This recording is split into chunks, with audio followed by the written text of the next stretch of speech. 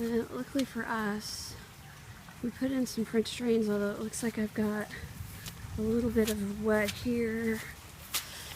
My storage tank is completely full. Oh crap, look, side of the house.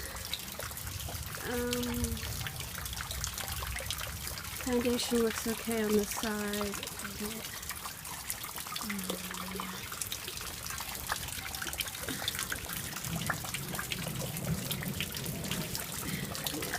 It looks like our drain's clogged, but I'll come fix that in a minute.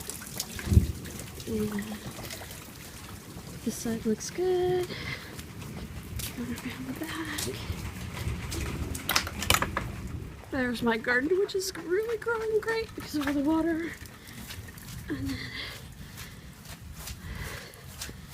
neighbor's house. I wonder if they've got water in their house. It looks like it's up to their front. But we need more dirt here. We're okay. And we just put dirt there, so that was a good move. The front of their house is bad. We're in Wiley, Texas, but it's pretty high and dry here, at least on our side of town. I have another French drain back this way. I'm under the tree. God, I this done. Oh. This drain looks like it's okay. And